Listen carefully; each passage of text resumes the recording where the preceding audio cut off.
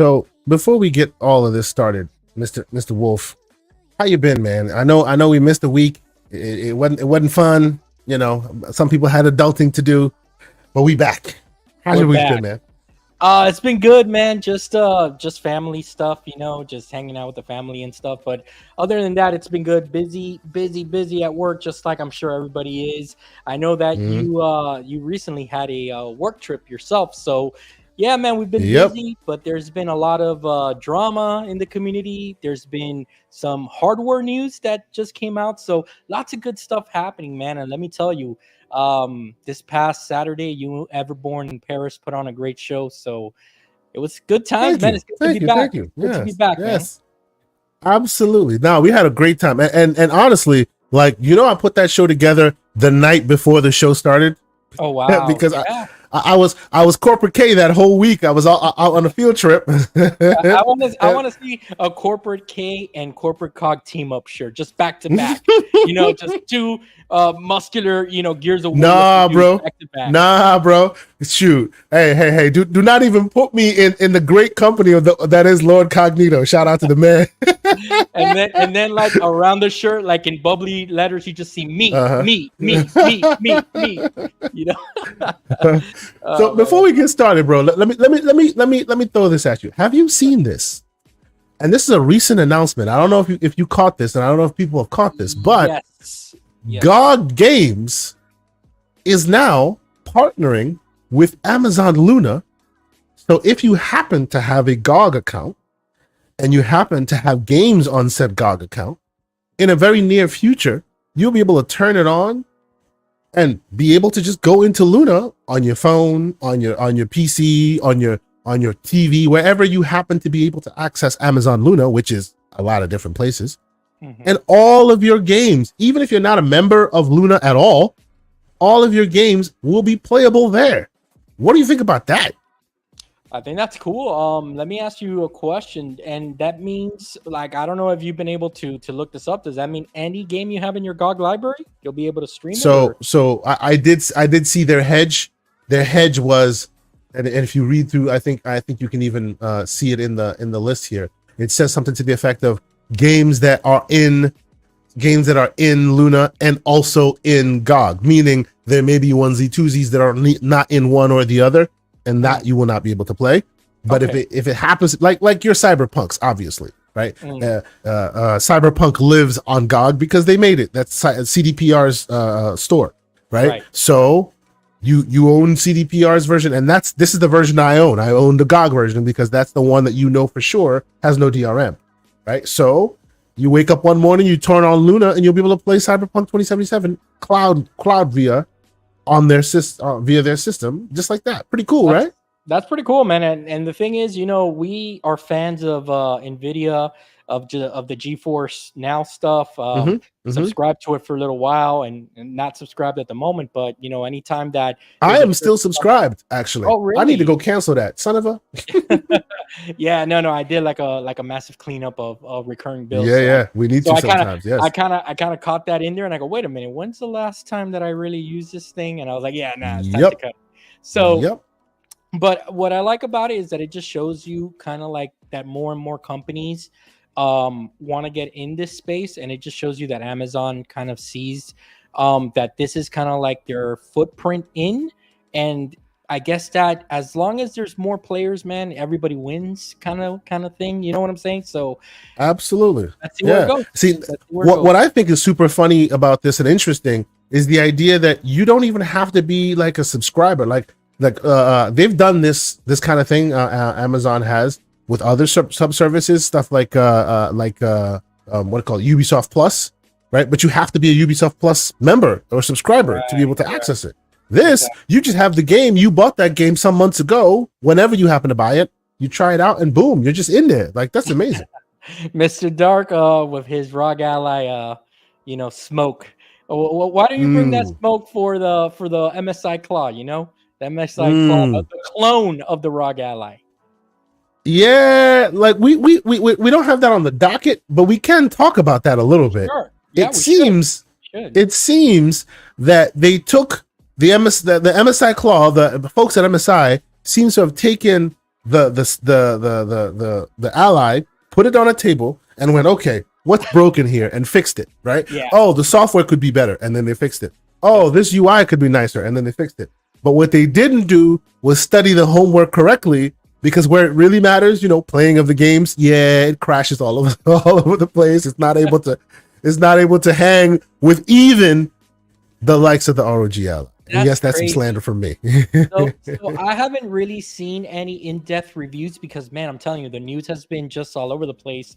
And since I'm not interested in the product, I haven't really wanted it. Like, I've seen a bunch of people already review it, but I haven't clicked on any. But I will, right? But let me ask you this: have you seen any reviews? Is there anything Oh yeah, there?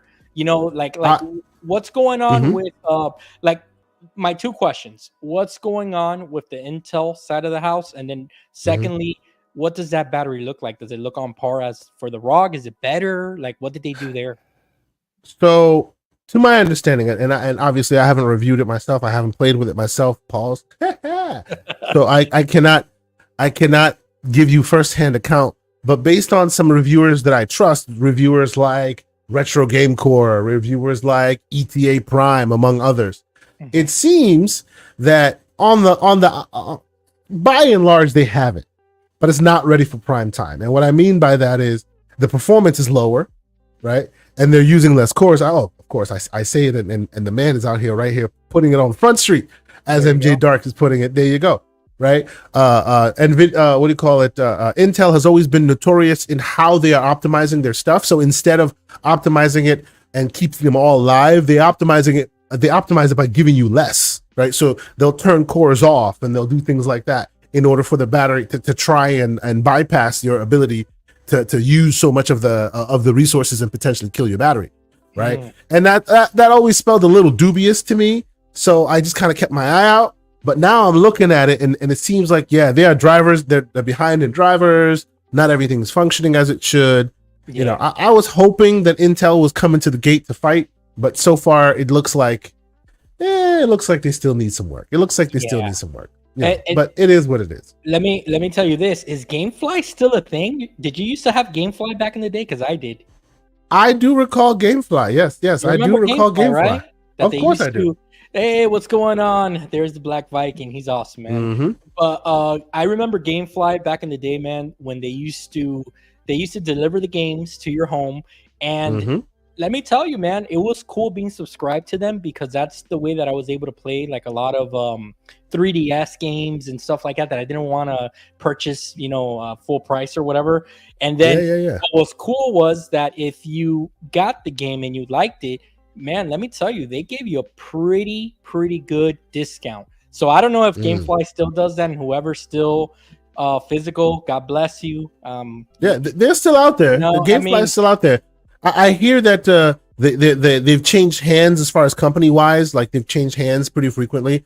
But by and large, to my understanding, they I think I saw an ad for them not too long ago. Yeah, they're still out there. Really, an ad and everything. Yeah. Wow. Okay. I thought they were long gone, but that's cool. So let me get back to you to the Claw. Okay. So the thing about the Claw is the only selling point for me right now is something so dumb. But there's just two things. Number one is just the way that it looks, the way that, kind of like that material that they went with for the black shell. So just admit it. You wish the ROG Ally was black. Go ahead. Yeah, pretty much. Yeah. There you go. There you go. Yeah. So in other words, ROG releases a black skin, or maybe they release a black version, and this is DOA. Yeah, not gonna lie, the black shell, to me, it's a little more appealing, and it's less prone to fingerprints and other stuff, And then on their home center, and I've talked to you about this before, something so little but so like it's just very, very Smart, where they put the launchers as little icons. You know what I'm saying? If Asus were smart, they would borrow that idea from them and release it in a firmware update like immediately. You know what I'm saying? Not a firmware, a software update. I think that they should do that right away. But for the performance side of the house, Kay, this is what I'm starting to see in this space that me, you, Mr. Dark, and so many others. Reason we started this show. This is what I'm starting to notice about these companies. They're in a rush right now to kind of release their products so that they can be ahead of everyone else, and they're not selling the product. They're selling the hardware ready to go, but the software, it's not baked. It's not fully baked yet. It's missing some ingredients, and I think that's what's hurting these products right now, for them to really, for them to really review well and stuff like that. They're just trying to launch out there, and hey, we'll figure it out as we go. I hope that this, since it's released Gen 1 hardware and software, from here on out, every time that there's a revision, we don't see more of this stuff, I completely agree. And with that, ladies and gentlemen, I want to welcome you to the Gamers Playground. We've been off for a week, but we are back. This is the show where my brother, Mr. John Wolf, and I attempt to demystify the monolith known as PCMR. And to be honest with you, I want to change that narrative, because somebody said something to me, or somebody said something in passing that I thought was very interesting, and I took it in, and I kind of want to see if I can make change, right? Because whenever you hear the MR, the Master Race moniker being thrown around, historically it's been thrown around with really heinous connotations, if you know what I'm saying, right? I know what you're saying. And these days we find ourselves more and more having a bigger and bigger tent, right? We're putting our arms around our console brothers. We're putting our arms around our mobile gaming brothers and saying, "Hey, I was there recently." That's right. So join us, and the connotations and the verbiage and the way that it sounds when you're saying PCMR, it's a little off-putting. So I might put some time and effort into changing that MR a little bit. We'll see. Yeah. But yes. Yeah. I think that's a good idea. Yeah. Because, again, and we'll get into it, but as we're seeing, as the lines are being blurred with teraflop talk and SSD talk and this and that, I think that we're all becoming closer and closer under that uniform, So that's right. We'll get into it. But yes, so welcome, ladies and gentlemen. If you're here, we appreciate you being here. If you're a console gamer, you are welcome here. If you're a PC gamer, you know what it is, man. You here to talk some of that PC stuff, and we welcome you and we appreciate it. Yeah, if you're a Switch owner, don't worry about it. One day you'll get an 8-track. I know you're on an Abacus right now. Eventually they'll upgrade you a little bit. That was for you there, Joy. That's for you there, MJ Dark. I appreciate it. And by the way, before I even continue, I must this is a low bow. You don't see me bowing because today I'm off cam and I'm not feeling too good. I'm a little sick, but show must go on. This is a low bow to the brother, my great brother, Mr. MJ Dark, who, out of the kindness of his heart, out of nowhere, we were talking about how we should be getting into these new games. The Steam Spring Sale is on, and we'll talk about the Steam Spring Sale coming up. Talking about that soon. And while we're on the show, GCP over the weekend, the man just sent me a code for Contra, the remake. Oh wow! And man, so cool, brother. I appreciate you. Thank you so much. It took some rigmarole from Green Man Gaming to get it authenticated, because their Green Man Gaming, I guess, is really weird these days with gifting stuff. But yo, that was just awesome, man. I appreciate it. I actually got a chance to try it a little bit. It's pretty cool. I know mine got lost in the DM, so resend it to me, because I think that you didn't hit. I think you forgot to hit enter, but you put the code, but you didn't hit enter. So please send it to me again as soon as you can. Okay. Indeed.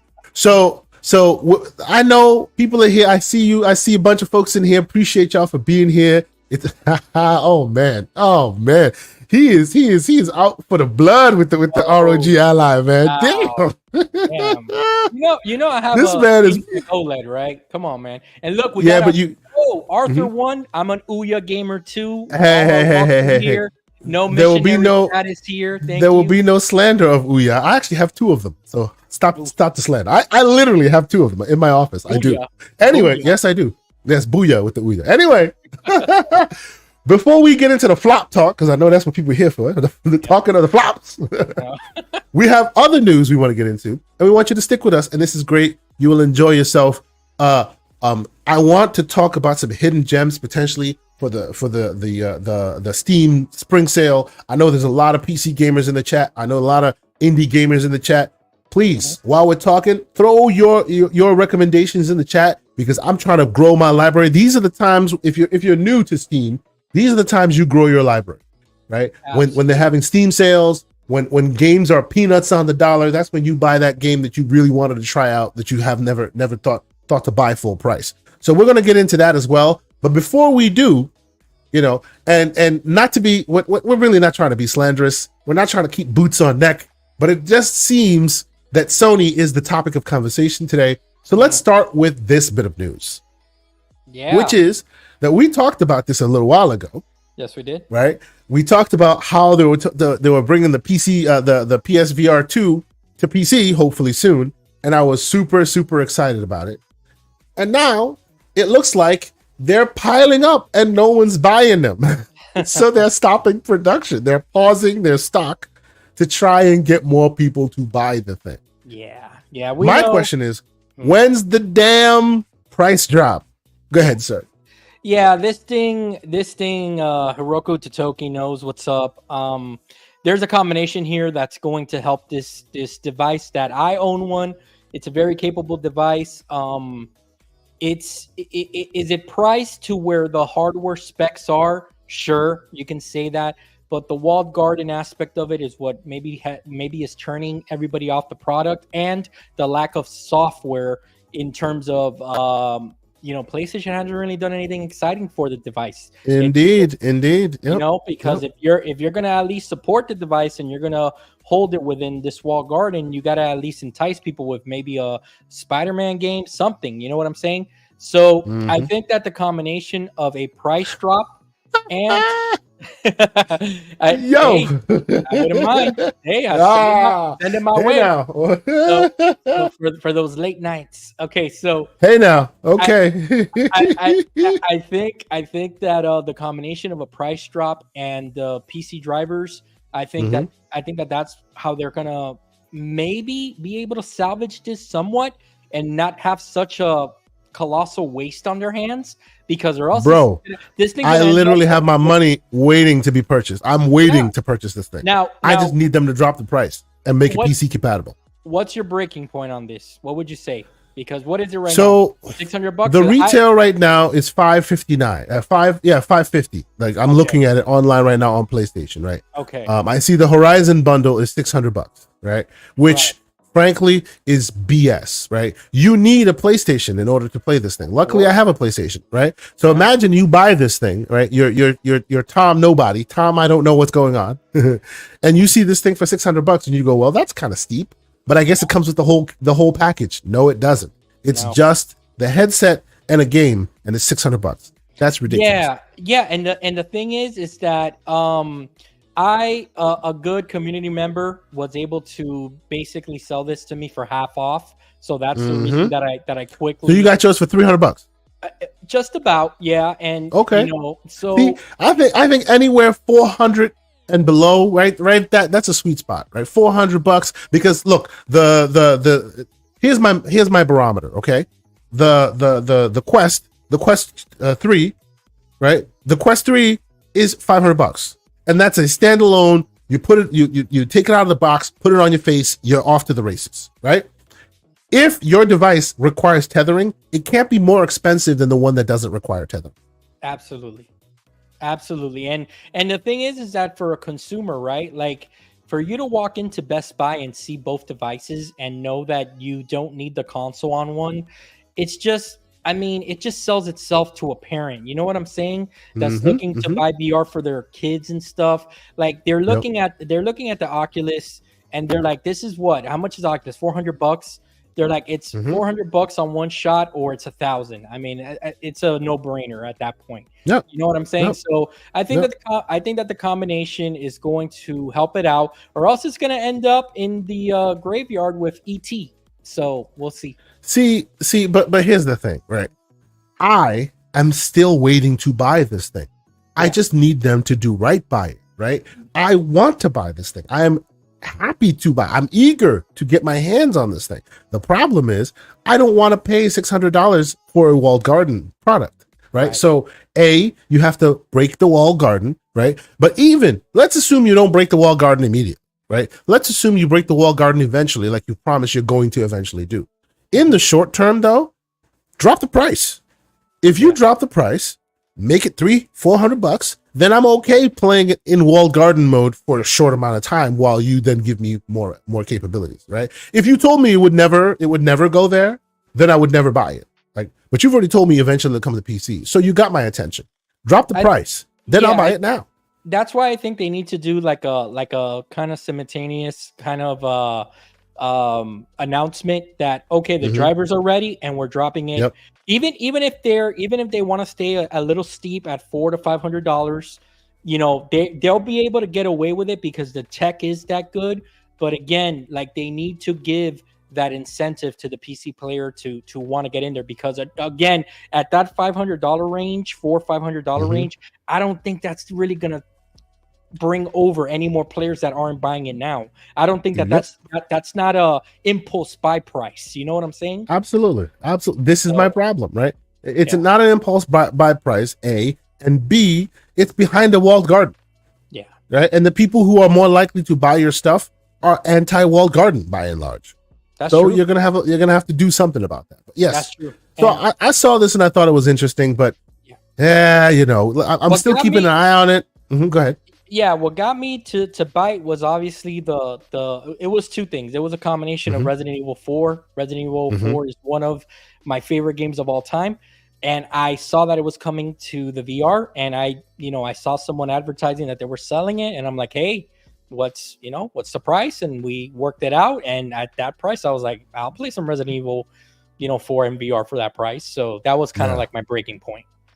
Yeah, there it is. Yeah, I think. Look, I want this thing to succeed. It won't succeed in the way they want it to succeed, which would have been like, walled garden console gamers accessory. That's already kind of like been, that dream has been dashed, right? We see that, but it doesn't mean that it can be a waste at this point. You put it on PC, you make the price a bit more cost effective, you will see this thing move more units, right? It's not going to be like the thing that people buy all like in droves this holiday, but that was never going to happen. This is VR we're talking about. I just want to know, like, and I don't want to, carry this along. I just like the last question I have for you is, what were they expecting? Like, what did Jim think was going to happen with this product? Because I think that if they would have been like your like our good friend Everborn was kind of suggesting that he would think that they would surprise and shock everybody with the price on this thing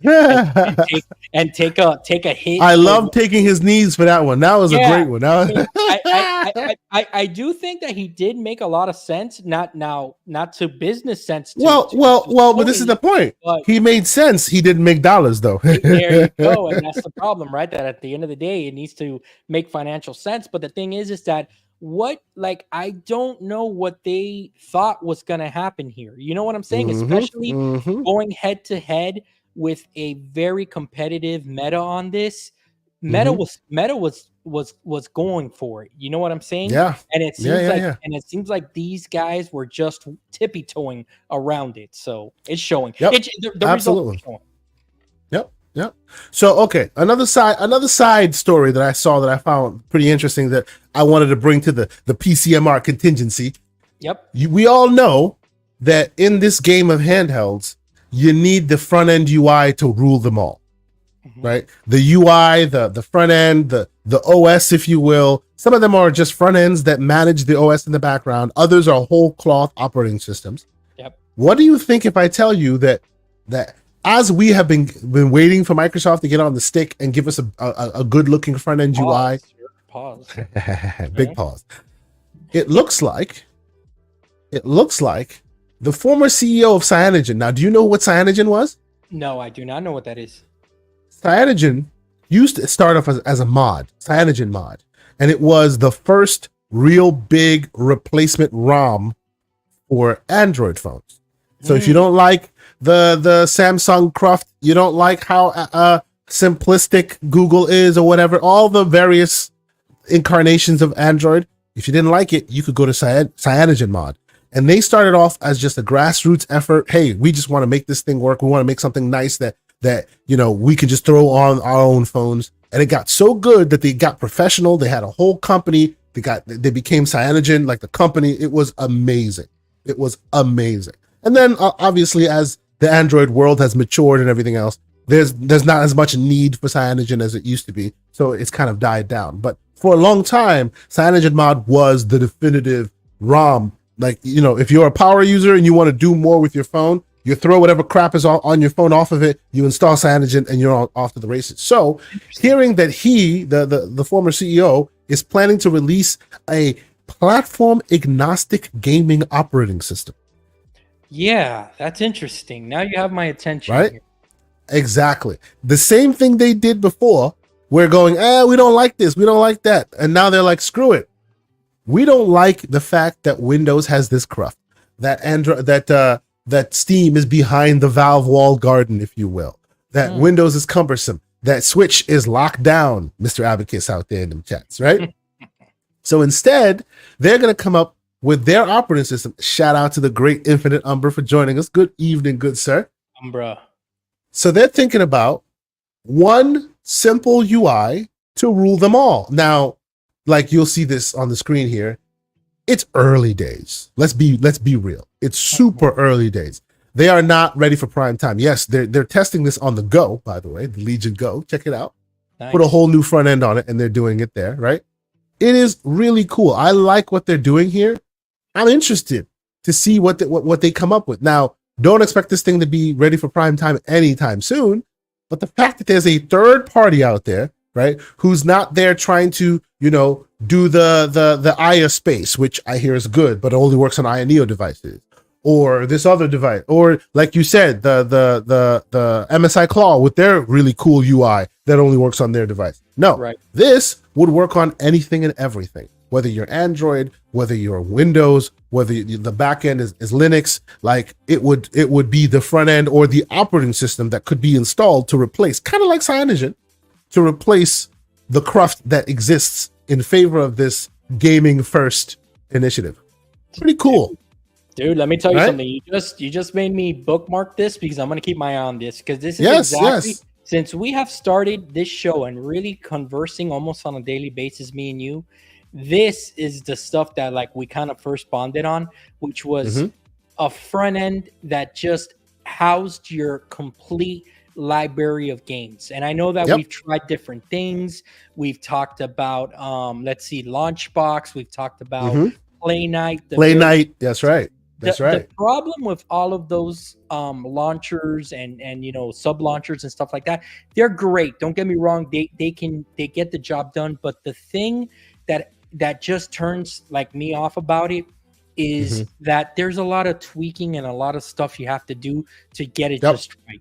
And and if a company like this can come along and figure out all that stuff for you, kind of like Steam does with the Steam Deck, and just figure out the controls for me. It doesn't matter if you detect a Bluetooth controller, configure it for me, do everything for me, so I don't really have to think about it.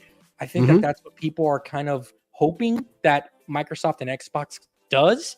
And and if someone can beat them to the punch, man, you know, that's why it's exciting to see people, especially with the experience that you just mentioned of Android.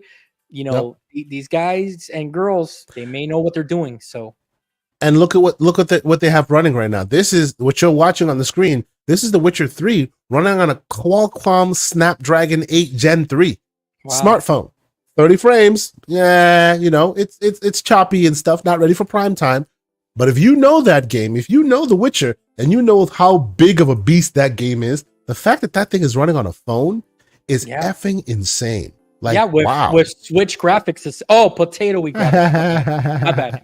I thought it said Switch. It says Potato Week. I see what you did there, sir. I see what you did there. But yes, I thought this was really cool. This is put a pin in it. This is keep an eye on it. As soon as I saw this, I went into their Discord. They barely have a Discord at this point. It's literally just one channel, and people are just starting to talk. So I'm gonna keep an eye on it. Maybe one day they'll hit a beta phase, and I'll be able to test it out. Looking forward to checking it out. This is cool future tech. I'm excited that this becomes something. This is their ultimate vision, right? A console agnostic operating system, an agnostic operating system specifically dedicated to gaming, which I think is pretty awesome. You know how awesome it would be to bring all your friends from various platforms in, and Yeah. that's the ultimate vision, man. So that you can have all your gaming stuff in one, just one app that you can see your achievements, your Yep. trophies, your I Steam mean, stuff. Come on, man. to be fair, if you're a PC gamer, you kind of have that now with the aforementioned GOG Galaxy, which does exactly that. You do, but I'm gonna be honest with you, and this could just be a me issue, which most of the time it is. I had problems with it connecting, and it kept on losing my Steam connection, and it's like, what's going on here? They have a lot of updates that they need to do. They've been updating for some time, but like I can tell you right now, as we're talking about this, we're having this conversation. I just opened up my GOG Galaxy, right? And I game on PlayStation, I game on Xbox, I game on PC. I have libraries everywhere. If you check my library, I'm a non-missionary gamer, sir. Right, if you check my libraries under owned games under GOG Galaxy, 2,335 games. Nice. And that's pulling from everywhere, right? One single pane of glass to show you, this is everything everywhere. Now that means duplicates, because like if you click on and that's a good thing about GOG Galaxy. If you like highlight, like for example, Cyberpunk, it shows that I have it on GOG, I have it on Xbox, and I also have it on PlayStation. It shows all the double dipping, right? And in some instances, if it doesn't show that, it shows you just where you have it. It's quite cool. This idea of the one UI to rule them all would be a great world, man. And I see you anime compilation. I hear you. Not everybody's a fan of handhelds, but handhelds are basically PCs on the go, right? Yeah. So whatever benefits you gain on the handheld, if you're not a handheld gamer, you can still slap that thing on a full PC, pause, and still get your thing. Still do what you need to do.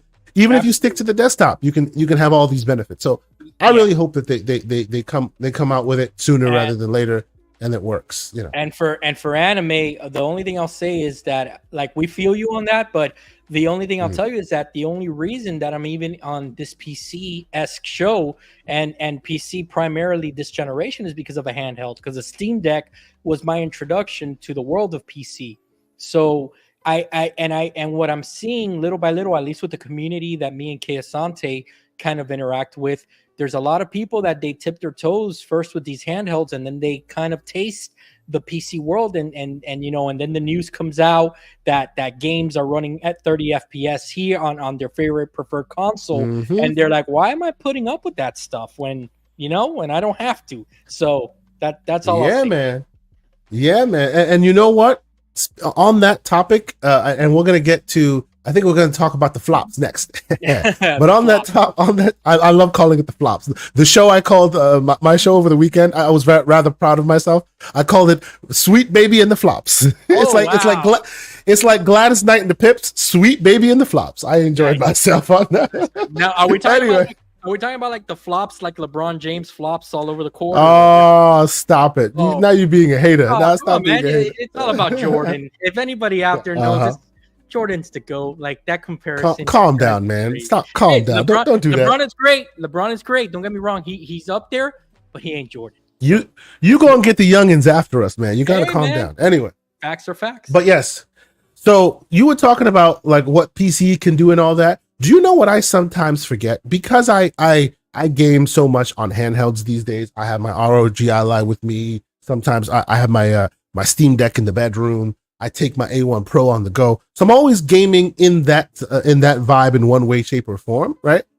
But what I forget is my PC is an effing beast, bro. I forget that sometimes. Like a beast. Oh, forgive us, Mr. 4090. No. This is not hear me. This is not me. This is not humble brag. This is not that, honestly. I know. So the reason why I say this, right, is because I told y'all I got stuck. I didn't tell you this. So on my way back from my road trip, for my business trip, right, a trip that should have taken just like 2-3 hours ended up taking me the whole day because they kept delaying flights and something wrong with the plane and this and that and the third.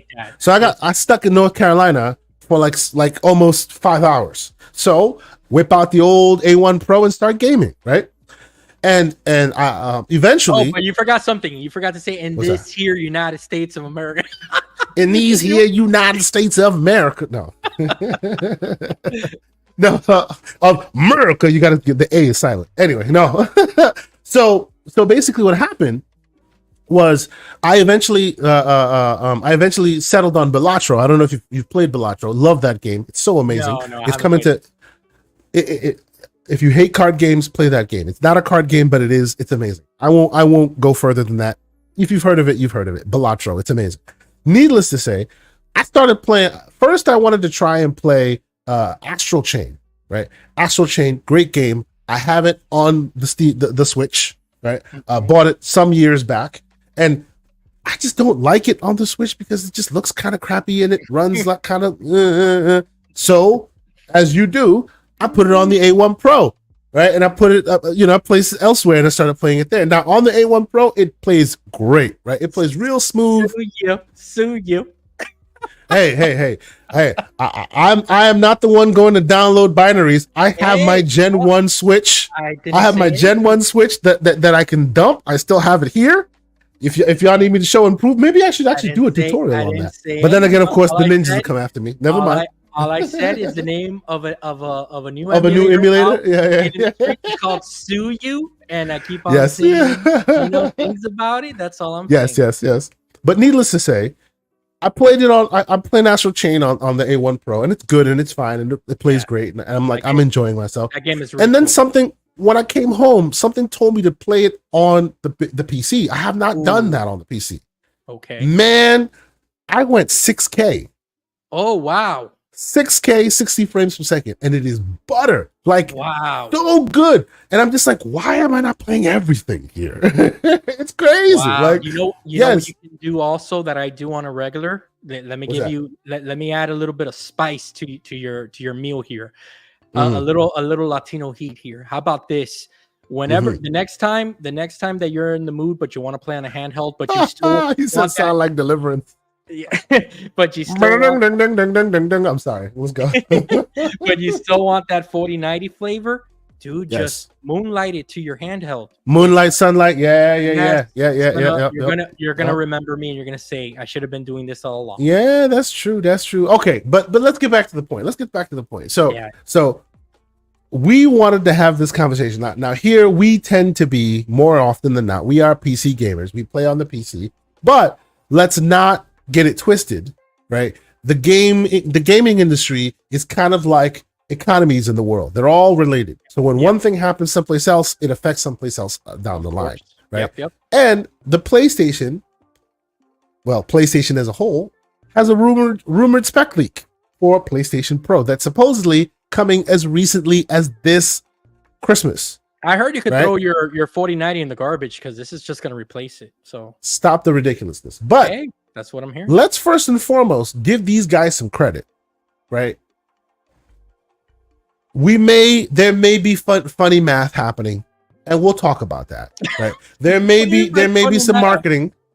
There may be some marketing at play here as far as what they're talking about, and we'll talk about that. But before we even get there, though, I have to say, look, even if they are half as close as they're saying right here in these articles, you got to tip your hat off to them, because, and it's not even necessarily the performance numbers or the metrics or the flops or how the compute works. It's that they are now finally joining the rest of the other console platforms, which is the Xbox and presumably the Switch as well, based on the NVIDIA AI tech they're using. And they're now gonna start leveraging all those, variable rate shader technologies and a lot of the various quote unquote tools you've heard, right, that make games more performant, right? And they're taking stabs in the dark like 4K 120, which is ridiculous, and it's not gonna happen. It's just not gonna happen. Right? They're giving you their 1 day narrative, but in the short term, expect maybe 1440p 60. That's pretty decent. Yeah, I think that, like, if there's something that we've learned, and we'll get into, I'll let you get into the numbers now because you're the numbers guy. This is a thing, and we learned this. We should start learning, right, as we get wiser and older, and we keep on buying these consoles and PC graphic cards and stuff like that. As this is what I've come to the conclusion. You tell me if you agree with me or not. If they slap on the box 4K 120, the only reason that they're doing that obviously is for marketing reasons, but it's because there's one indie game that can do it, so they can put it on the box. Well, okay. That 8K stuff, like every time anybody says 8K, I have to remind you. Yes, it's true that a game can hit 8K, but I don't think anyone said rendering at 8K. What game? I don't think any game, like, and they didn't say that. I think people just assumed that they said 8K on the box. So, oh my God, they're lying. And yes, they're being hyperbolic. Yes, they're saying they're doing some shady conversations there. But at a cursory glance, right? If you want to take them at their word, they could be saying, hey, if you are one of the few people who have 8K TVs, this device will work on your TV, right?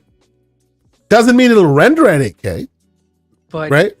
The Series S renders sometimes at 1440p, but doesn't mean you can't plug it into a 4K screen. You know what I'm saying? I just think that they were just saying that the output of the HDMI is capable of reaching, like, it's upscaling to 8K if you have an 8K box, an 8K display. Right, that's just me being Pollyanna. That's just me being a devil's advocate and taking them at their word. You're giving them the benefit of the doubt, right? Because I'm giving them the benefit of the doubt. Yes. I guarantee you that there's people out there. Hello, I was one of them not too long ago, right? That will see that 8K on the box and immediately think that the PS5 is capable of doing 8K. And I guarantee you that they are youngins out there, okay? Yes, I'm old. I'm going to use that word. They're probably teenagers in high school and middle school that are bragging that their PlayStation can do 8K. Like, oh, I got the PS5 and it could do 8K, and I was playing. Well, but you do realize at that level, that 8K level, so can the Xbox. It's just outputting to 8K and upscaling to that screen. And frankly, so can the Series S. Plug a Series S into an 8K TV and you will see it plastered on the screen, right?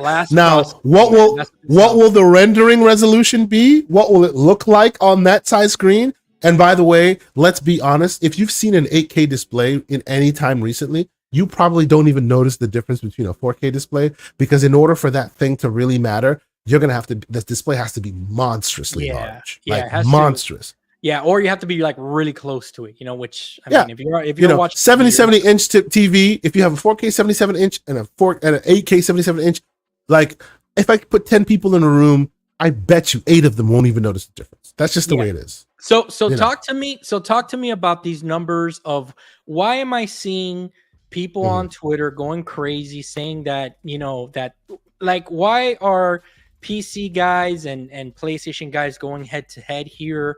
Why are PlayStation guys thinking that this is, you know, such a great upgrade? Is it something that you think is going to pay dividends? Like, where's your mind with this?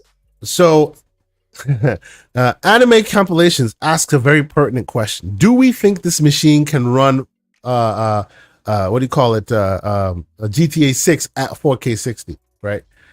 The question is, will it be 4K or 60?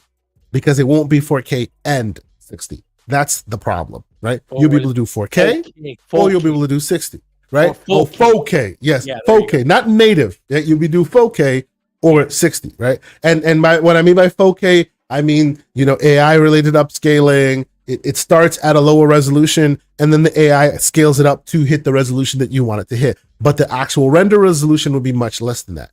Now, to answer your question, to answer his question directly, do I think it'll hit that threshold?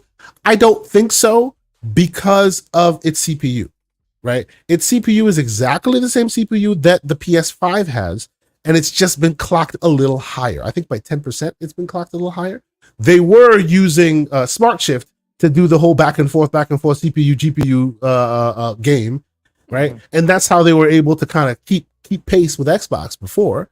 Now it looks like they're actually trying to hit that mark, but when they hit that mark, right, you're still at that lower like you're still running the same PlayStation 5 CPU. Now, no one's saying this the PlayStation 5 CPU is a slouch. No one's saying that the PlayStation 5 itself is a slouch.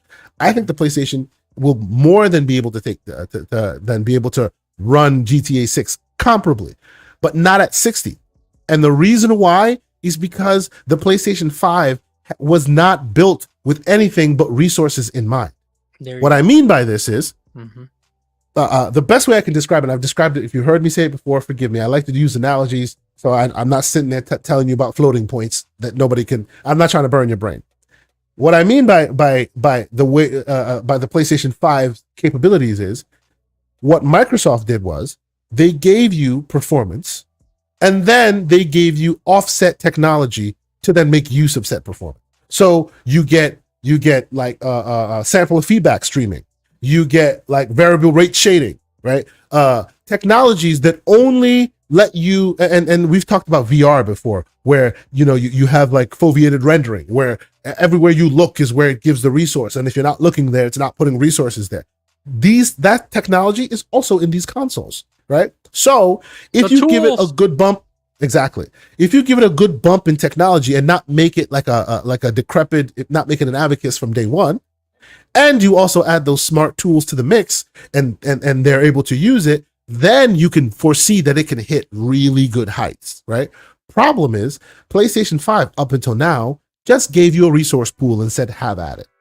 They didn't give you the smart tech that Xbox did. And what's the issue here? If Sony doesn't do it and only Microsoft does it, Sony has the bigger pool. So it's not advantageous for developers to use those smart tools because the biggest pool doesn't use it. You understand? Yeah. No, I understand completely what you're saying. So now, it makes with sense. the Pro coming out and them using more, and they have their own bespoke methods of getting it done, but it is rumored that they are now going to start doing more of that, right? So it's not just Gen Pop, use it how you will. No, they're going to start, they have cores specifically for ray tracing. Do we know that ray tracing used to be software-based ray tracing this whole time? That tells you how powerful the PS5 was. Software-based ray tracing, and it's still performant, right? But now they have hardware-based with specific cores dedicated to that. So now, if you have a machine that uses ray tracing, or if you have a game that wants to use ray tracing, there's more a chance that you will get that across the board because both of them have that capability. They may not be doing it exactly the same way, but both of them have that capability now, so you will be more likely to see that stuff in your game, which trickles down to the PC gamer as well. And that's the reason why I want to give these guys credit, because we have had all this insane tech in our 4080s and 4090s and our 30 series cards forever. No one uses it because the biggest pool in console still does Gen Pop, right? Exactly. There are some PC games here and there on the margins that use really interesting tech, right? But if you want a game, you're a AAA developer and you want a game that plays everywhere, you have to hit the lowest common denominator. And by and large, that means all that cool tech goes out the window, lies dormant, right? So even if they're giving you funny numbers here and it might not be whatever you think it is or whatever, the fact that they are now going to start developing in a smarter way so that others can take use of that, and that's how they're going to hit their higher frame rates, that will be beneficial for across the board, even PC gamers. Because PC gamers have had this tech for a long time. Yeah, it makes sense what you're saying from because now kind of like the playing field is even. The only thing that I before we get into the actual tech of it, just the marketing of this device, right? Because I'm thinking about how are they going to market this thing, because the current PlayStation 5, like you said, it has the 4K 120 8K on the box already. Yep. They sold in 2020. They sold us these next gen consoles as 4K machines, 60 standard. We saw that wasn't necessarily the case the further we got into the years. So what if you're PlayStation, how do you market this to people? Because obviously this is for pro users, for power users. What do you tell them? It's for me. But what do you tell them? Because the PS5 was already supposed to do all this stuff. Yes, so absolutely. I think that we're that's the problem. Wiser here. I think that now the consumer. Well, I hope so. I hope so, because if the consumer is wiser, they will not buy this thing. Yeah, I will recommend that you don't buy this thing. And why, while I give them credit, and I will give them credit, you heard me give them credit, and I will continue to give them credit, but I will say, do not buy this thing. Why? Because the series, the 1X exists, right? And as Everborn Saga has said, and I will co-opt, history doesn't repeat itself, but it rhymes, right? The 1X came out, hit real great heights, had way more performance than all the existing consoles, both PS4 Pro and PS4 base and OG Xbox, right? But of course, if you are a developer, you're not making a bespoke version of your game just for the series, for the 1S or 1X. No, you're making one code base for Xbox, right? Correct. And you're gonna scale up and down what you need. And those that are here should know that some things scale, some things don't. What scales? GPU graphics scale, right? The stuff, the whiz bang, the shiny, you can turn ray tracing to minuscule on or extreme, or you can just turn it off altogether and still be performant in that game. And of course, the more of that performance you use, the lower the performance gets, right? But the problem is not everything scales that way, right? If next gen, as console gamers like to call it, the diminishing returns are no longer graphics, because how much more graphics can you really get on the screen at 4K 120 frames per second? That's right? That's the challenge that they have, and the You thing can't. is that So, mhm. and I'm sorry to interrupt you real fast. Your train of thought there. I just want to throw this in here. Let's not also forget that we're living in a completely different world than when the 1X and the PS4 Pro came out. Yes. Like the sales pitch there, they were front and center saying, "Hey, we want to push." And even 4K. then, the sales pitch was wrong. It was a lie, right? Because you can never use the 1X's full capabilities because you're still running off the same code base as the OG Xbox, right? That's and people will quickly go, "Oh well, are you saying it's holding games back?" No, I'm not. I'm saying the idea behind consoles means this hardware doesn't inherently just get better when you buy new hardware. Yeah, the performance. Right? Developers have to go in and profile it. Now, if you have the rare few games that have unlocked frame rates, yes, those benefit right away from more performance because the frame rate is unlocked, right? How many console games have you heard that have what do you call it? Unlocked frame rates. It's a very rare and few and far between. Very rare. Right? Very rare. Yes. Yep. So you'll have all this great hardware and it won't go to use until the console, until the maker puts energy into it. Yes, some of them will do that, which will be great. Most of them will not.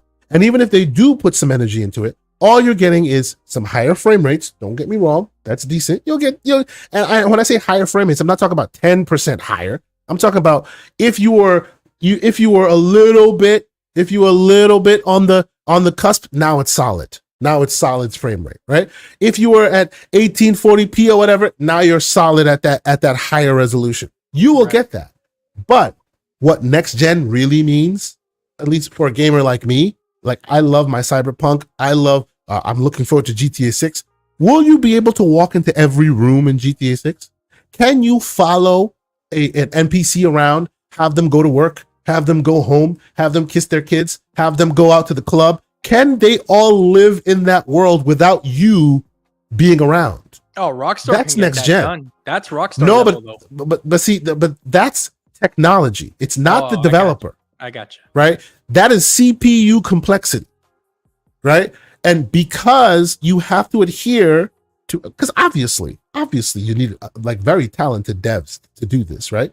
But even with the most talented of devs, you need CPUs that can handle so much complexity. And that's why they put great complexity into new CPUs. Oh, you have these great, amazing CPUs. If the same code base runs a PS5, what are they going to do? Cut their team in half and then go make a separate game for PS5 Pro? Hell no. Not. So guess what? You won't get any of the benefits of real next gen, right? If you want this thing to be really next gen, cut bait. Retire the PS5. I just make the PS5 Pro the new benchmark. then you can start developing on it and only it, and from it becomes the floor. Then you'll start seeing some of those things. But the problem is that doesn't make dollars. No. Because the bigger install base is on the older system. So if you buy this, you're getting great performance. I'm taking them at their word.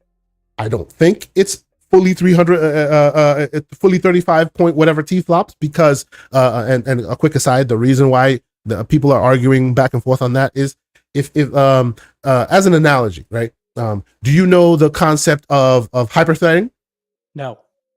Okay, so for a long time, you would clock your CPU and you'd see, oh, it's 3.5 gigahertz. That means it's that speed. Oh, it's 3.5 gigahertz. You have how many cores? You have, you've heard that. 4 cores, 6, you've heard 6 cores, 12 threads. Have you heard that? Yep, I've heard that before. Yes, because at some point they realized that if you just keep putting more cores in the mix, what you're doing is you're getting diminishing returns. You can't put enough on the die. You're making things hot. So instead, they split the workload and they add double the threads. Meaning, instead of think of it like ants.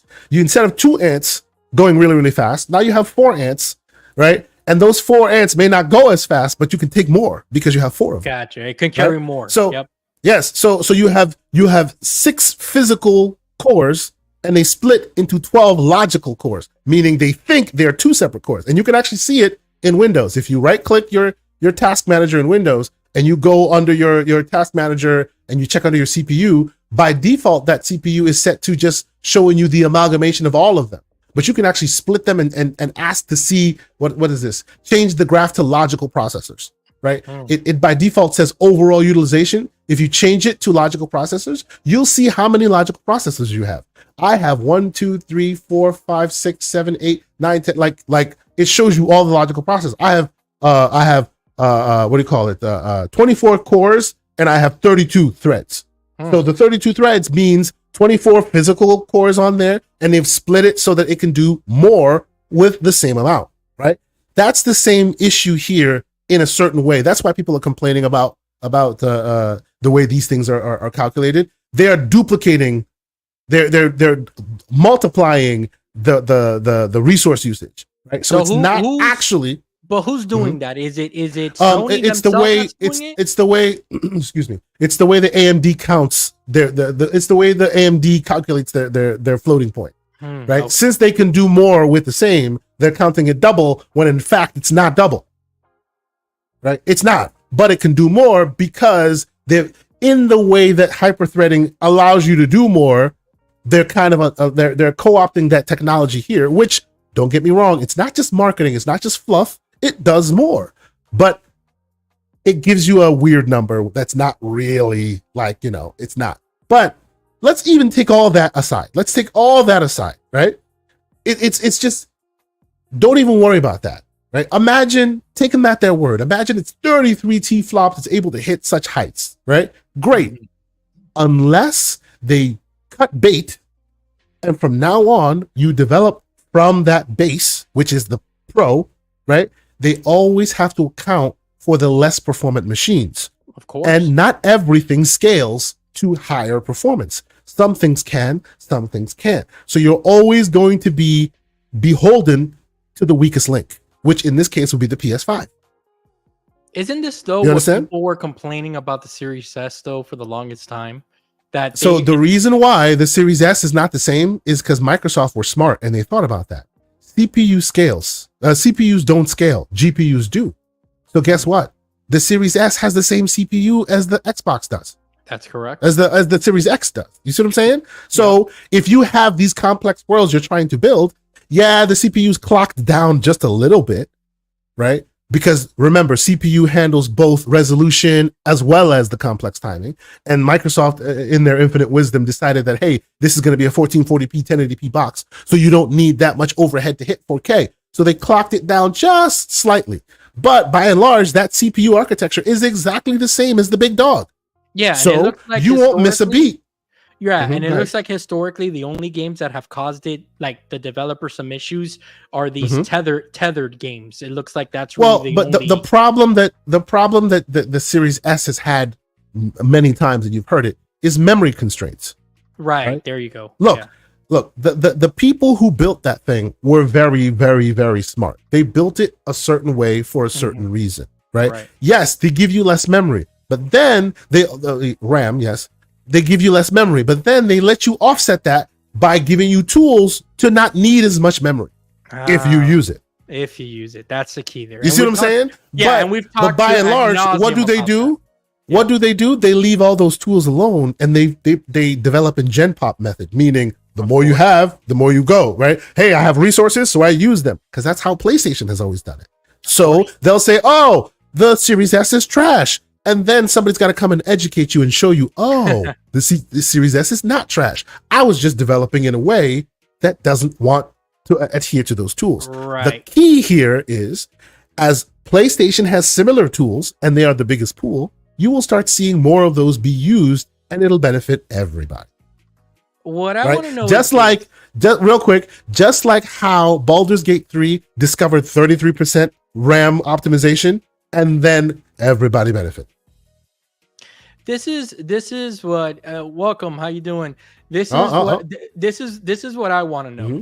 Yeah. If and we're not gonna bring it into the console space here. We're gonna talk about this device versus graphic cards, okay? Because that's what's being talked about out there, and that's the debate that I'm seeing, okay? What I want to know is this, because I've seen a lot of people throw numbers out there. They're saying that this is going to be compared to a 4070. That then you have people saying that no, it's more like a 4080. Then you have others saying it's more like a 2080 Ti. So, okay, in your estimation, if you I know you don't. I think it's an apples and oranges comparison. Okay, I think it's an apples and oranges comparison. Why do I think it's apples and oranges? Because you're comparing just one graphics card to a full system that is profiled just for it, which is very weird, right? I wished I live in a world where PlayStation or Microsoft would sell you 4090 levels of resources and then also spend all that time profiling for it. You would see the most amazing stuff you've ever seen in your life. I agree with that. Because let's be honest here, our 4090s, our 30 cards aren't being used to their fullest capacity. No, they just aren't. They're not. Right? Because the lowest common denominator in PCs are still like 1060s and stuff, right? Exactly. So they will always, because they're trying to make everybody happy. They're trying to make sure everybody can play, right? So why hit the highest height and then leave all those people behind? That's ridiculous, right? So that's the reason why I'm like, look, you can't compare the two, right? On a PC, you're paying like top dollar for just the graphics card. Just the graphics card, not including the power supply, not including the RAM, not including the ridiculous coolers and all of this other stuff that you end up having to pay overhead on. Whereas for the same amount of money, or for less money than a 4090, you're getting a PS5 Pro, which, hey, I don't know the price tag, but I'm hoping it's like between $600 and $800. Hopefully it's not more than that. But that to me is awesome. Right? Yeah, I just wish developers used all of those resources. But Kay, here's the thing. I don't know, because since I don't know the numbers and I don't know the specs, I don't know how to tell the specs apart. I know in the world of PC, I've gotten better at learning these things. But here's the thing. This is all I can see, and I can't see past this. PlayStation is currently selling a 1440p machine for the most part. And they're gonna sell a 1440p machine for a higher price. What's the difference? Well, we have to see what they produce. Honestly, I hear a lot of people in the community basically throwing this thing to the wolves. I'm not ready to do that just yet. No, me neither, I'm not ready to do that just yet. I want to see what they do, because remember, look, I'll be the first to do it. People out there can give you their opinions. I think Sony and their developers are geniuses. Did you see what they were able to do a la The Last of Us 1 and 2 on the toasters that were the last gen consoles? They are freaking geniuses. They're wizards. Those engines. They do good stuff with those engines. So if you spend all day focused on the flops and all of this, you're missing the thread. You're just giving, look, I said this a long time ago, and a lot of people, some people came after me and some people understood. Just because you have the best hammer in the world doesn't mean you make the best house. Just because you lace up your ill sneaks doesn't mean you dunk over Jordan. Yep. You still need the skills of those geniuses. Nobody's and those dunking over geniuses can Jordan. turn, calm down. Those geniuses can turn anything into anything else because they've proven that to you by providing you what it was, The Last of Us Part 2. Hey, you may not like the story, but you cannot deny the graphics, the complex systems on display. It was amazing at that small with like presumably a piece of crap in hardware. Like it was, there's no way that hardware, if you had that in a PC, there's no way that thing would have ran, right? You need the developers to really spend time and effort honing that material and getting the best out of it, right? And because they do that to consoles, you can never really compare it to a PC because a PC has a lot of overhead because it needs to, and a console can wring out all the performance they can, right? No, it's apples and oranges. No, I get it, and I understand where you're coming from. The only thing is that like if you're like right now, this is why like I understand that there's a place for this device,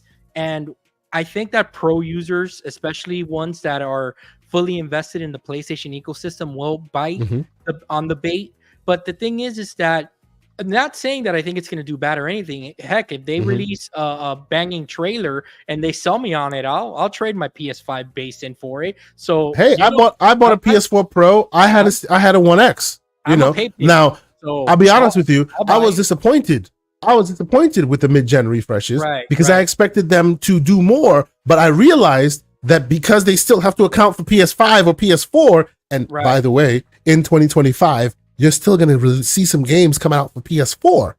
So what are they going to do? What? Have separate teams that build just for this one versus just for that one? No. So this is what I'm talking about. It's challenges. Again, it's challenges for this thing not to become the PSVR2 for Sony this generation, their second failed hardware.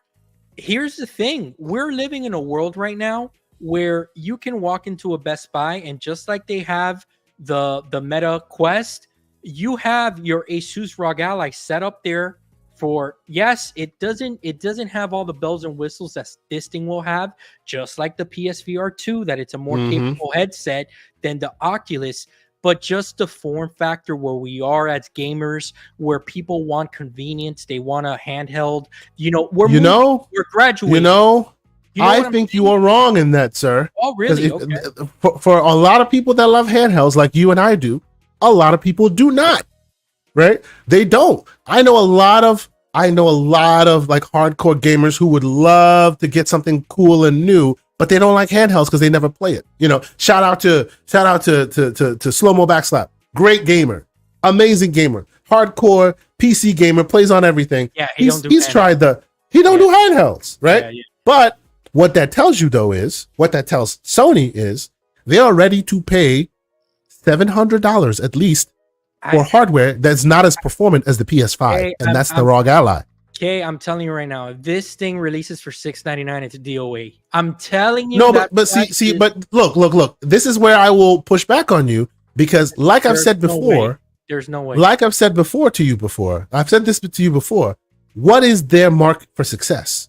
Their market for success is not to sell a bunch of pros. It is not. It is absolutely not. Just like the 1X was not to sell a bunch of consoles. The 1X was to take the Power Crown back, and they did that with it. That's what it was there for, right?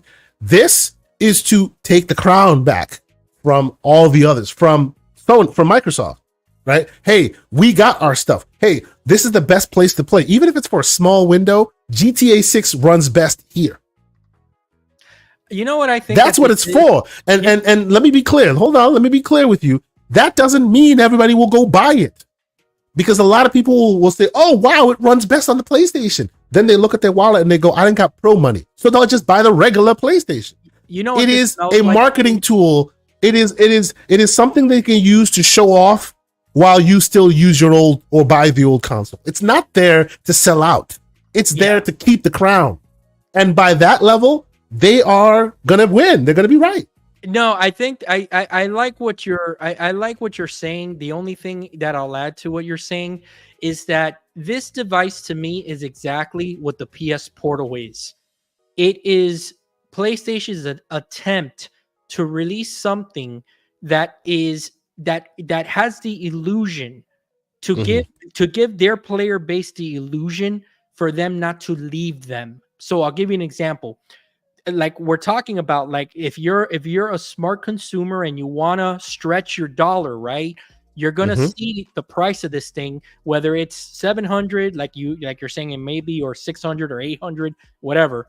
And when you're in striking distance of PC pricing, Mhm. like low spec PC pricing, Yeah. now the thing is that your smart consumer will now say, hey, wait a minute, why am I going to settle for this when I can get this, right? Well, come on now. Come on now. See, now I'm playing devil's advocate on you again. Hold on, Come let on, me go ahead. finish. Go ahead. Go Let me ahead. finish. Go ahead. Go Finish ahead. my Go part real ahead. quick. Yeah. So, Yeah. so what I think that this is so that the PlayStation gamer feels like they're getting the PC quality from PlayStation Mhm. without them going PC and Sony still keeping them in the ecosystem. I think that this is their way of saying, hey, power user, I know that you're growing up on us. We're going to give you something so that you can keep up. Like when you keep on hearing about how great PC gamers are playing God of War on their PCs, don't worry about it. We got you. There's See, no but need this to is the feel guilty. problem, though. This is where I'm giving you pushback because this is not for the pro users that are going to PC. Because the pro users that are going to PC already know that to this day, like I can sit here, I can sit here and chew my popcorn. The pro will come out, and my machine that I bought last year will outshine the pro in every way. But PC Jay, gamers know that. It's but Jay, not about the PC gamer because no, remember, the PlayStation gamer, the first thing they'll go is, I don't want to deal with the drivers. no. And Wait a second. this Wait, is why they don't want a game on PC. well, hold So on. that won't change for them. It's not about the Hold money on. necessarily. Either I explained myself incorrectly, or you didn't Okay. hear when Okay. I Please, said please. it's Yes. for the PlayStation 5 user. Remember Who's dipping their toe into PC? Yes, it's to keep them from taking that full plunge like I did. I took the full plunge on Xbox. I'm Mm, out. I mm, haven't bought a game in mm. their store for like 2 years. They haven't gotten third-party money from me in like Well, 2 but see, years. Xbox is playing a different game than PlayStation, though, right? It is in Microsoft's best interest that you're still in their ecosystem, sir. Yes, Whether absolutely. you know it or not, right? They're okay with you being in the, whereas Sony is not okay with you being in that Yeah. ecosystem. Yeah, but Yes. if they had their way and they kept me sucking on that, you know what, I would have stayed in their ecosystem, and Yeah. I would still be buying third party games from them and giving them their 30% cut. You see what I'm saying? Yeah. Which Yeah. I'll give you I'm that. not I'll give you there. that. So how does I'll give you Sony that. I think how Sony kind of, and I'm not gonna say they tricked their consumer because that's not Mm. technically what they're doing. There's a little bit of that, a No. small percentage of it, but they're offering something to them that is like, hey, you don't need to get into the mess of the drivers and all this stuff. We're gonna put up a bunch of fancy numbers for you, and then here you Yeah. go, have at it. Now you too Well, but can to be feel like a fair, power user. they did not put up any fancy numbers. This should not be known. Yeah, Right? None of this should be known. Right? Yeah, They've been keeping this under wraps for a long time. This is just kind of spilled out into the streets. So look, I hear a lot of people, and I won't be there day one unless somebody buys it for me. Right? I won't be there day one. But what I will say, what do they need to show to get you day one? What do they need to show? Because what can they show? well, that's a problem, right? They can't show me anything that'll get me there day one because I already have a PC that's far more capable than this thing machine will be. That's just it, right? Like if I need the baddest, if I need path tracing, face bleeding, I already have that, and this machine won't be able to hit that height. It just won't, right? But what will get me is show me the latest Naughty Dog game running on something like this, right? This is the unfortunate place they find themselves in, right? We've heard that we're not going to see a first party like real offering from them until 2025, April 2025, at least that time, right? So when this thing comes out, what will they use to sell that vision? It won't be something that they made. And if it's something they made, then they would take the time and the effort to make it shine, because that's what they're good at, right? If you had a game coinciding with the release of this hardware, you could convince a lot of people because it won't release on PC. It won't release anywhere else but on this device. Now, again, the realistic situation is they won't really use that hardware to its fullest fruition because they're not just releasing it on the PlayStation 5 Pro. They're releasing it on the 5 and the 5 Pro. I know. The chances are, what's the game? What, GTA 6? No. The game that's going to launch with this thing side by side is going to be Starfield running at 60 frames per second. I mean, I wouldn't be. Look. You're laughing. You are laughing. But I would not be surprised. I'm not saying launch with. That'd be ridiculous. No. But you will see this running.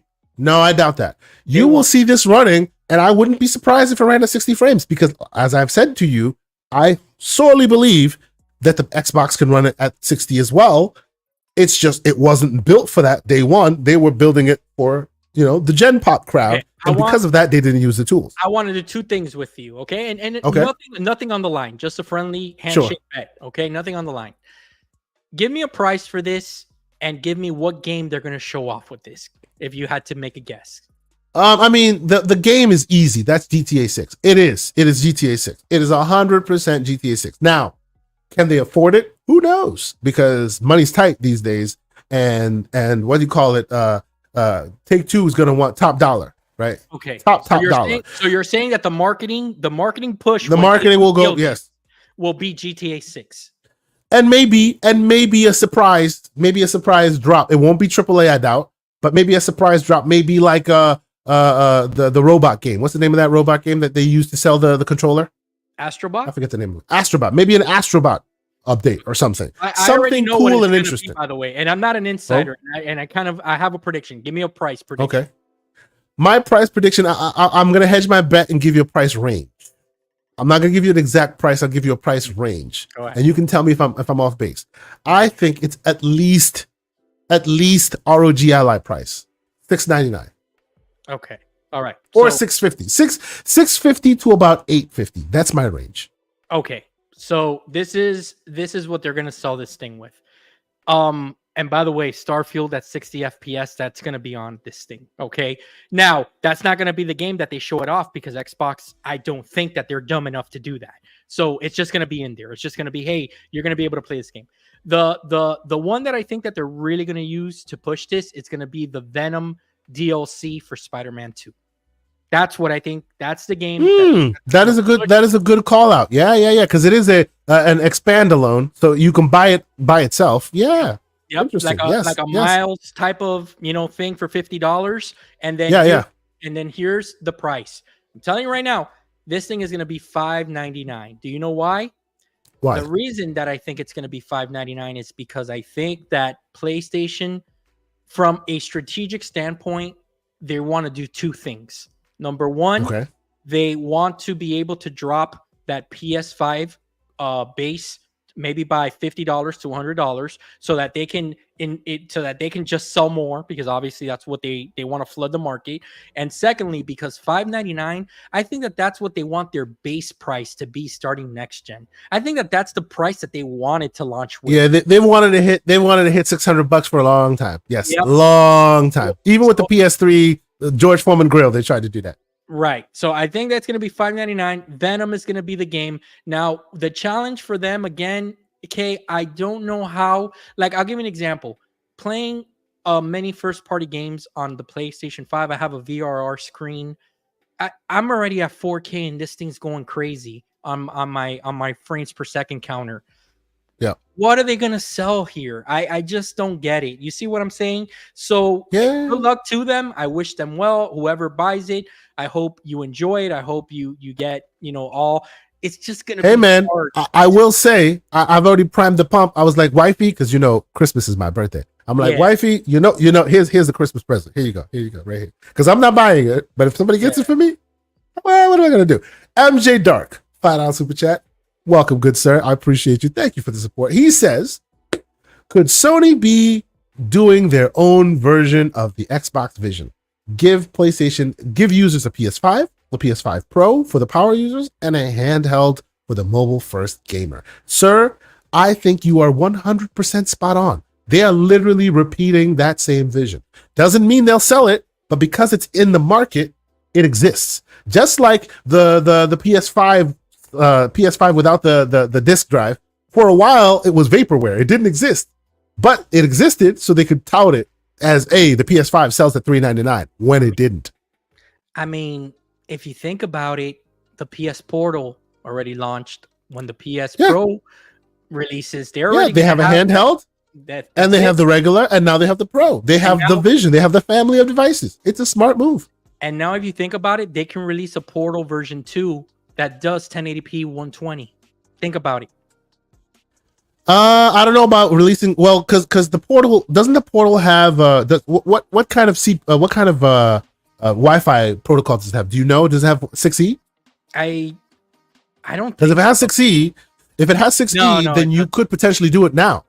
Yeah, no. I don't know, because I think that the screen, I think it's spec'd out at 60 FPS. Oh yeah, the screen spec'd out at 60. Yeah. Listen, I can see a revision sometime next year for that device. OLED screen, 1080p, 120, so that you can match it up with the Pro, and then they're gonna flood the market with devices. This is like, I guess, PlayStation's new way of doing things. Just flood the market. With products are but you know what though? I honestly think what you're seeing here are just like people complain about why Square Enix is getting broke when they've made deals. What you're seeing here is an artifact of what has already existed. Yeah. These are the moves that Jimmy Boy did, right? Yeah. I don't think that any of this has Totoki's hands on it. And when we move forward, I think you may see a different move from them. This is not their move today. This is a move they're finishing from the Jim Ryan era, right? I don't necessarily think you're gonna see them flood the zone like that. And that's the reason why I'm like, you might see higher prices, because no more consolidated pricing. No more, hey, we'll take a loss on the box and then you buy my. No, how about you pay for the hardware because it's worth it. Yeah, right? That's a good point. I just think that the last thing I'll say on this subject is that, and I've said it before, Sony at their core and their DNA is a hardware company. They will always push to sell hardware because it's sure. Yeah. And of course, on the flip side, Microsoft at their core is a software company. So they're always okay with just letting you get their software and keeping it moving. I completely agree. I do. But I think this is a very interesting conversation. I think we should park this here for now because I want more information to come out. I'm genuinely excited because from a software perspective, from a development perspective, when the big pool moves, it moves everyone. It moves a lot of people. So I suspect there will be a world where we will see benefits to PC and to other consoles because PlayStation got into this market this way. Yeah, I'm excited for that. You know what I mean? Me too. And we're tech heads, Kay. You know that we're saying this. We'll see a banging trailer and we'll pre-order it. You know how we are. I am not pre-ordering it. I will just like hey, I am the biggest VR head. Have you seen a PSVR2 in my house yet? No. Wait until you see Venom opening up those chompers, and you'll be like, bro. Here. Okay, so Toki says they need to make money. It's going to be on PC. So let me ask you this last question, and we'll park it, and we'll park it here. And we'll move on. Yes. Yeah, I don't know if you saw the rumor that Xbox was some new dev kit or something. Yeah. It was caught in Korea or whatever. Yeah. So what do you think that's a pro model, or do you think that's just a revision? I seriously and you talk about bets. I will bet you Microsoft is not making a mid-gen refresh that's more performant. I hope not. I hope they're not. You may get a mid-gen refresh, right? But I don't think it's more performant. It may be, they remove the disk drive, or they add more hard drive space, or they, stuff like that. Okay. But I think it's a matter of education. And what I mean by that is, Larian, you come to us, you tell us our box is nothing. We turn around, we give it a month. Now you have 30% more capabilities to do more with. I think it's more about, that's right. It's more about educating developers on guess these smart features. The other guys are doing it too. So now you have more incentive to do it as well. And then it lifts all boats, right? Look at the Alan Wake 2.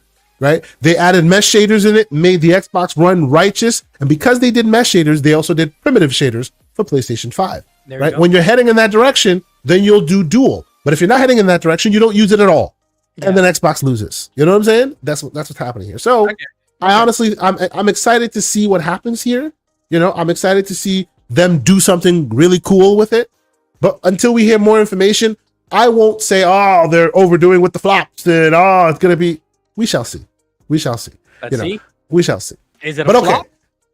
Or it's not gonna be a flop. I don't think it'll be a flop.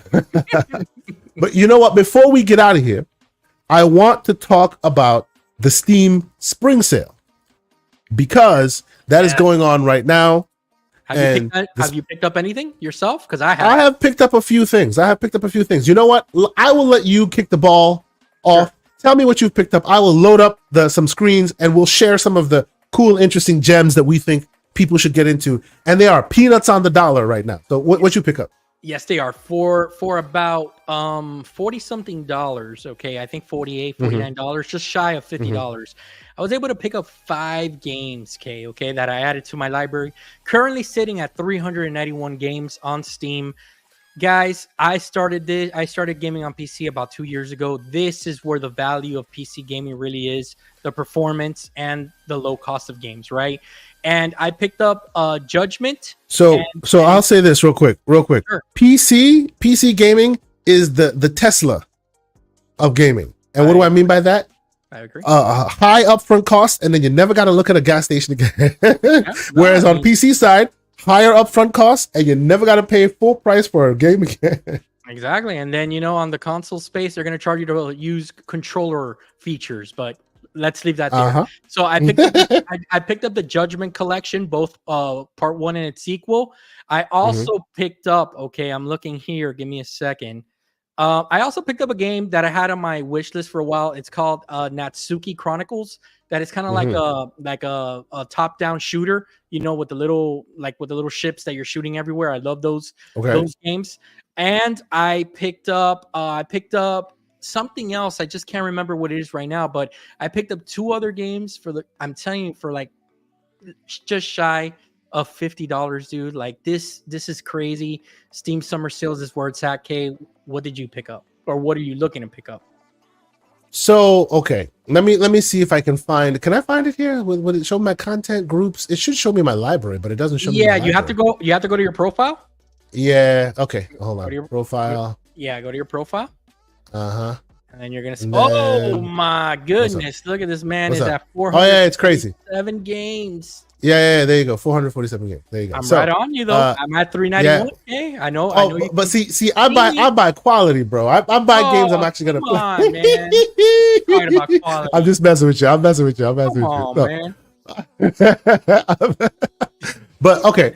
I wanted to categorize it and see if I could do it in a way that showed the latest and greatest, but it's fine. We'll get this started. My this next way. 40 games are going to be Japanese hentai games. That's what they're going to be for the Steam. Oh my goodness, this man is making terrible use of this. If you guys want to gift me any, go ahead.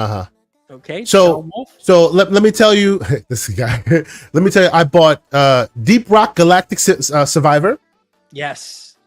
Love that game because I'm into the Survivor-verse, as it were.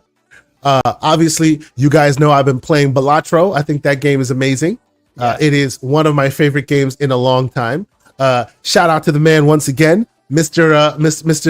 MJ Dark, provided me a code for Contra, so I've been playing that as well. But I myself have recently also purchased Berserker Boy. Oh, nice. Yes, I heard everything. I don't know if you've seen Berserker Boy. Yeah, I purchased Berserker Boy, and I bought it on discount. As you can see, like these are they'll put the big games on the screen. Hey, have you played this game? Have you played that game? These are the games that everybody's excited about. But I wouldn't even go to the big games. I would go and scroll through until you find the categorized under pricing and do $10 or less. Yeah, because trust me, there are so many amazing games for like peanuts on the dollar that you can literally get, and you'll be like, why the hell have I not played this game?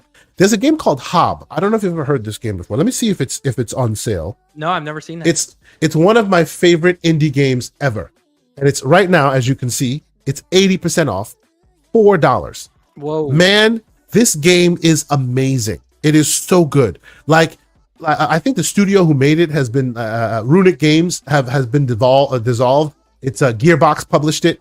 The game is something special. It's so HOB? good. Hob. The graphics, it's kind of Metroidvania in its you get more abilities as you go along and you can traverse the world, but it's almost open world also esque in its way. It's so good. I love this game with my whole heart. I bought it many years ago and I've beaten it like 5 times. Okay. Like it is so good. I just put it on my wish list for and it's $4, ladies and gentlemen. Come on, man. You cannot beat that. It is $4 right now. It's amazing. It's by the same team that made Torchlight, and Torchlight's also an amazing game.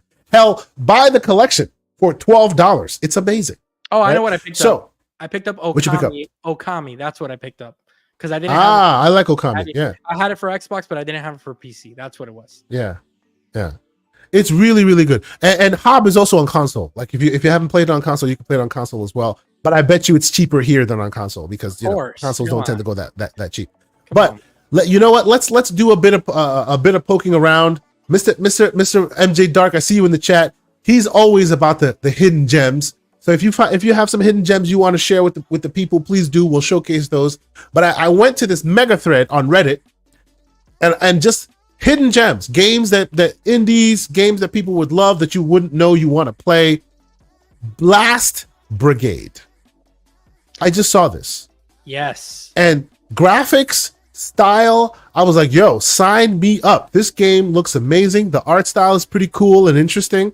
I don't know if MJ Dark, you've seen this. You tend to be up on the latest and greatest and all the cool things going on. I really love this thing. It's fun. It's cool. It has like a interesting style to it, and it's cheap. That character looked like Risket. Is that Risket for the biscuit? Oh, listen, man. It's $20. Demos out right now. Give it a shot. It's pretty awesome. There are many other games. I'll actually, you know what? I will put this. I'll put this thread in the DM in the chat there. If you have a chance to check it out. What you got? There's one game, if you scroll down, that we've talked about on this show that it needs to be on everybody's library. Like this is what's it called? Keep on going down. You're gonna see it. You're not gonna miss it. You're gonna know exactly what it is. Right. Shadow Complex Remastered. Yes, sir. You know it. But you know what though? I have a trick for you for Shadow Complex. Go and download the Epic Game Store. I'm out. If you download the Epic Game Store, you get Shadow Complex for free. It's in there. I'm gonna hit you because Shadow Complex was made by Epic Games. Stop with that. I'm gonna give you the bro. I'm gonna give you the bro. Come on, man. Yes, you can buy it here for $15, or you can get it for free on the Epic Game Store. But okay, y'all, you'd rather pay than download yes an app. Any day of the week, twice on Sunday. And then he calls other people missionary gamers. Oh, it's Lord not a mission. Hey, as long as you're gaming on PC, I'll call you a troglodyte gamer. Troglodyte gamer. That's fine with me. I mean, if you guys want to go ahead and and download a horrible launcher, go right ahead. What? It is not a horrible launcher. Shut your mouth, man. You're being ridiculous. You can't even change your profile pic, but go right ahead. Go ahead. Oh. Because you really need to have a profile pic when you're playing a game. Save your $15. Go ahead. Sure. But yes. And this is an NSFW game. We don't want to do that. Let's see. NSFW. Look at that. Hey, now. There you go. Yeah. Yes. So hold on. Let me. There are lots. Hold on. Oh, stop it. Hold on. Cosmic Bit. Okay. I've actually played this before. This is also very cool. It's very indie focused, very indie style. That looks NES style right there, dude. But look at the price. Oh my! You see what I'm saying? Like, and if you're about the fun, right? You're about the fun. You're not about the bleeding gums graphics, because you can have that too.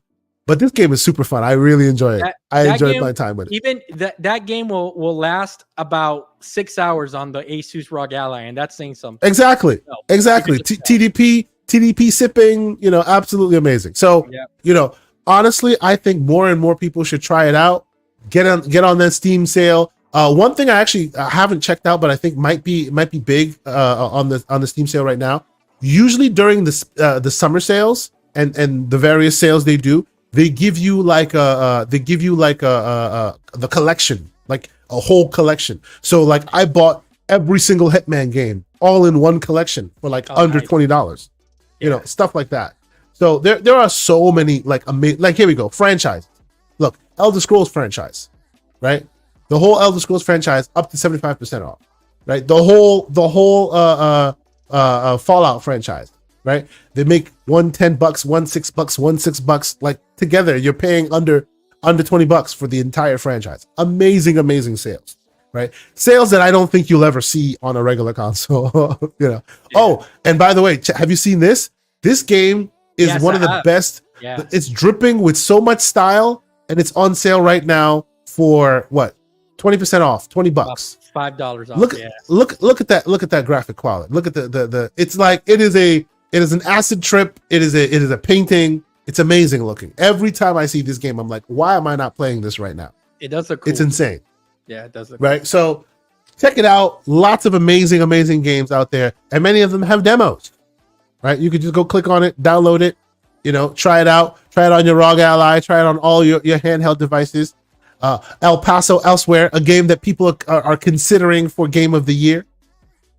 That's the Max Payne-like game, right? That's the Max Payne-like game. I'm going to put that on my wish list right now. Hold on, El Paso. Yeah. Also on sale, El Paso Elsewhere, only $16, 20% off. You know, you can go in here, say, I want just like deals, and then categorize them by the best deal to the worst deal, and then you'll get all the really good deals at the top. Lots of great games here. 50% off the remake of System Shock. Came out last year. Really awesome looking game. You want some awesome graphics? Wait, I don't think that's out yet. No. Oh yes, it is. It's out yet. Is it?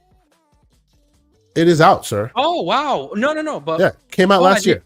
Dude, I had no idea. Oh yeah. No. Yeah. For sure, I gotta put that one on. Came out last year. Yep, put it on the list. System Shock. Yep, it is amazing. Like people need to jump in, try it out. There's so many interesting games to check out.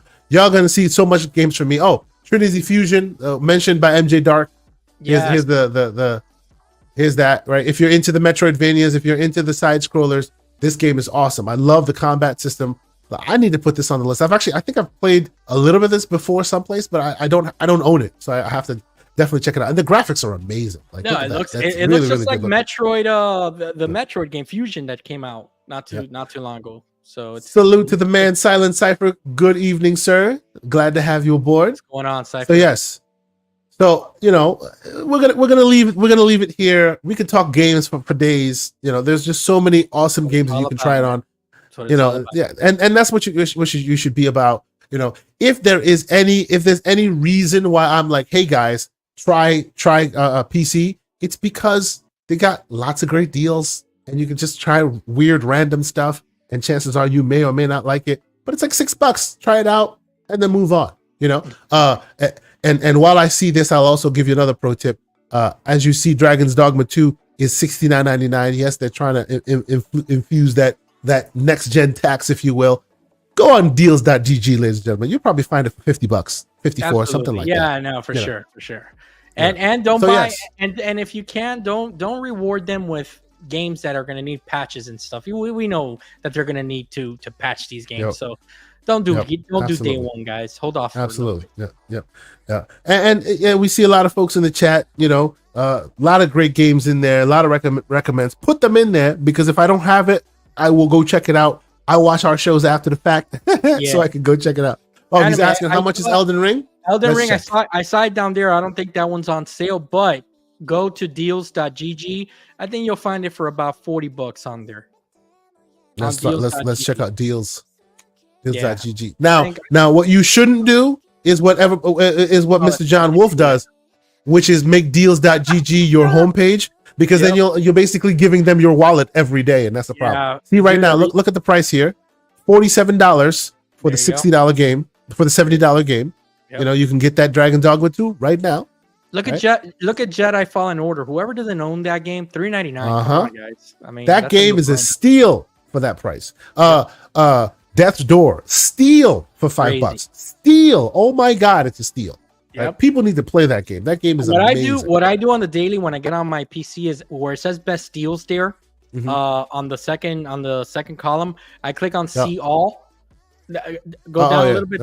Right there, and then I just scroll through. scroll through and just hand them your wallet. Yes, I understand. Yeah, it's become a problem. Become a problem. Yes, indeed. Yep. Don't do what Mr. John Wolf does. Go to deals.gg. Yeah, Kenna Bridges first. Yep. 99, folks. Come on, man. Yep. There you go. Now, the best thing about deals.gg is when the Steam sales are going on, they incorporate the Steam sales here. Yes, but when the Steam sales are not going on, they still have their deals from everywhere else. As you can see, all the various different stores you can access and get your stuff from. So get your game sales, folks. Get your deals on. There are deals to be had everywhere. Check it out. This game I've never heard of. Kill the Princess. That's not SBI approved. That's for sure.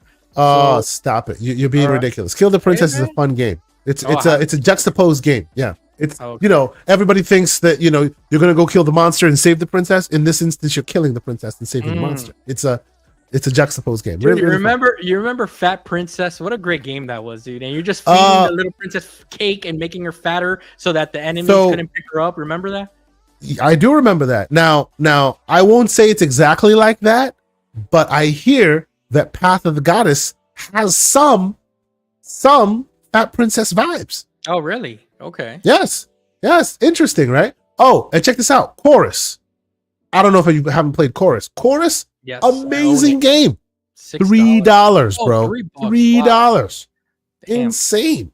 $3. Just come on. That is a no-brainer, right? Come on, Dark. You know that when you go into the eShop, you could barely load the front page. Come on, man. You're cut it out.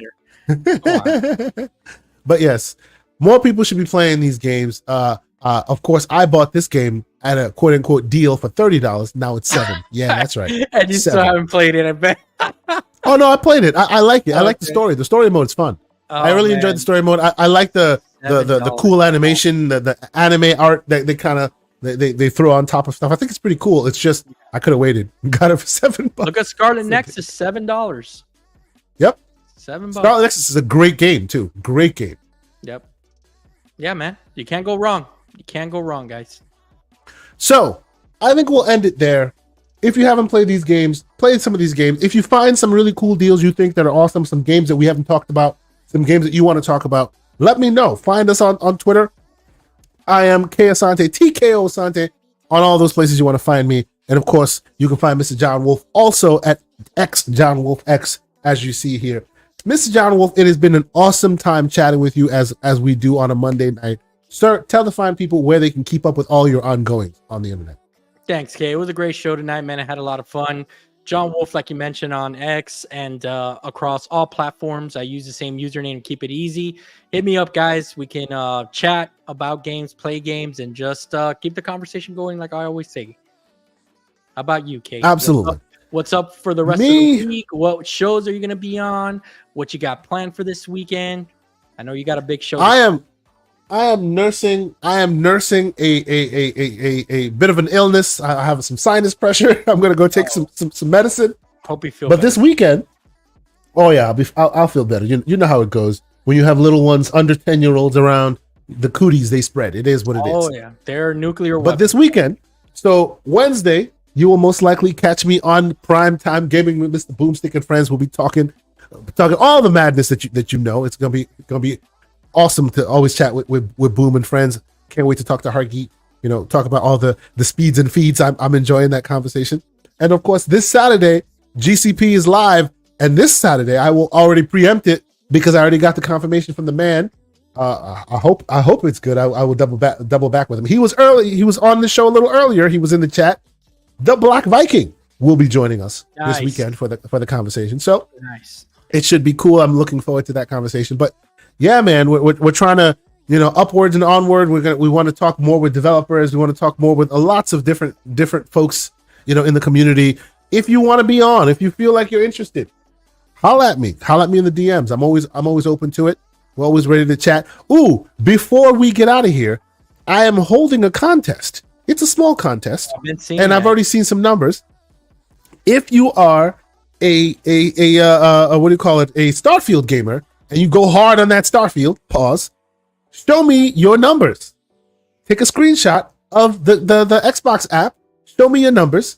If you have the most so far, the biggest numbers I've seen, I think 72 days.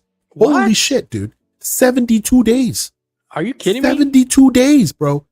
72 days this person No, has been that playing. person, dude, Bro. that person is just turning it on in the morning, going to work and coming back. Because 72 days, bro. Insanity. Yes, but if you can match them numbers, hit me up.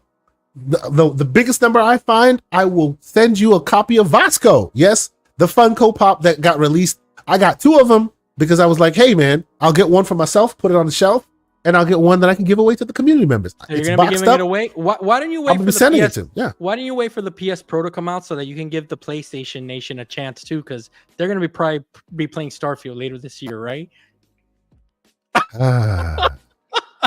Y'all two are just messy. You're busy talking your mess. He's busy talking his mess in the chat. And we're almost about 2 hours in. So it's time for us to go. The definitive version? What's that? I, for one, am excited to see what PlayStation releases because that moves all games forward. Because, eventually their games come to PC. And if those games are optimized for cool tech, that means we get cool tech as well. Exactly. So keep it moving, PlayStation. Let's go. Now, the special edition is going to bring a Vasco skin that's literally the PS Pro. Okay, we're done here. Ladies and gentlemen, it's been fun. No more slander. Have a good week. Peace. I'm gonna go get me some chamomile tea and try to nurse my throat here. Pause. Good night, everybody.